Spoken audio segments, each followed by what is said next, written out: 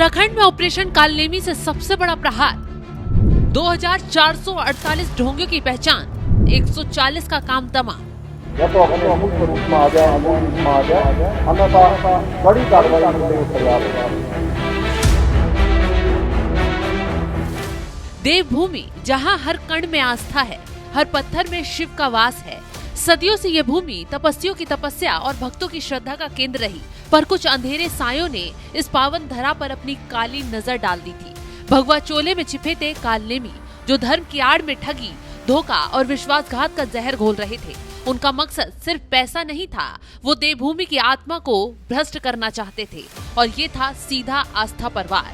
और जब ये काली साजिशें हद से गुजरने लगी, तब देवभूमि में गूंजी एक ललकार, एक ऐसा नाम जो अब ढोंगियों के लिए काल बन चुका है, ऑपरेशन कालनेमी।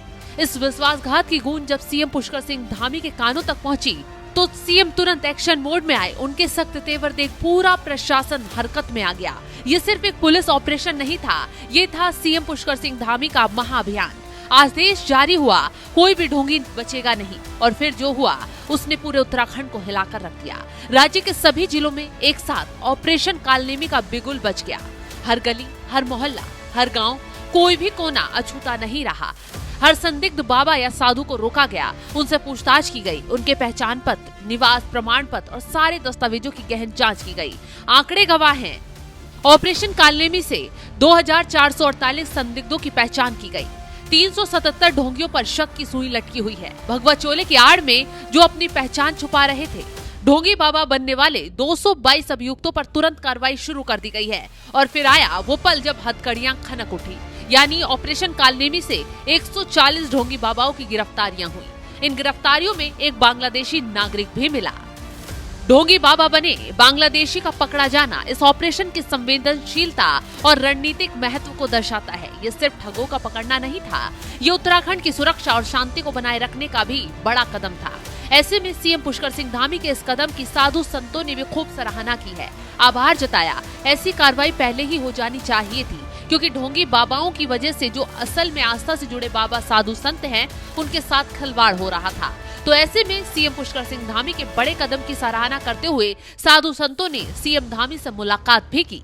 हमने मुख्यमंत्री जी से मुलाकात की है। उसका मेन विषय था जो कालनेमी ऑपरेशन चलाया था, तो उसके विषय में हम मुख्यमंत्री जी को धन्यवाद देना चाहेंगे, क्योंकि इससे क्या ना संतों की छवि खराब हो रही थी। संतों का वस्त्र धारण कर कोई बाहर बैठकर दारू पी रहा है, कुछ नशे कर रहा है, उससे संतों की छवि पर बहुत बड़ा इफेक्ट पड़ रहा था और बहुत सारे संतों को नुकसान हो रहा था। लोग उनको देखकर संतों के प्रति अपनी अभक्ति प्रकट कर रहे थे। तो हमारी इच्छा थी कि इस ऑपरेशन, सफल ऑपरेशन के लिए पुष्कर सिंह धामी जी का धन्यवाद देना चाहिए, जिन्होंने संतों के वृत्ति के लिए चिंतन किया। इसलिए आज मुख्यमंत्री जी से मुलाकात करने, इसलिए जब इन ढोंगी बाबाओं के काले कारनामों का पर्दाफाश हुआ, तो सिर्फ आम जनता ही नहीं, बल्कि सच्चे संतों और धर्मगुरुओं ने भी चैन की सांस ली और एक साथ एक आवाज में सीएम पुष्कर सिंह धामी के इस ऐतिहासिक कदम का स्वागत भी किया। वो मुख्यमंत्री से मिलने भी पहुंचे और धन्यवाद भी दिया, क्योंकि ये सिर्फ अपराध पर लगाम नहीं था, ये देवभूमि के गौरव की पुनर्स्थापना थी। संतों ने साफ साफ कहा, मुख्यमंत्री ने उनके सम्मान और धर्म की पवित्रता को बचाया है। ये साबित करता है कि जब शासन में इच्छा शक्ति हो तो कुछ भी बुराई टिक नहीं सकती। यही वजह है कि मुख्यमंत्री पुष्कर सिंह धामी के सख्त तेवर और ऑपरेशन कालनेमी की न सिर्फ तारीफ हो रही है, बल्कि ढोंगियों का पर्दाफाश भी हो रहा है।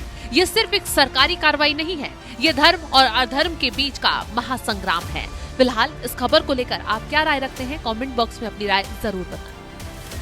या तो अपने अमूल स्वरूप में आ जाए, अन्यथा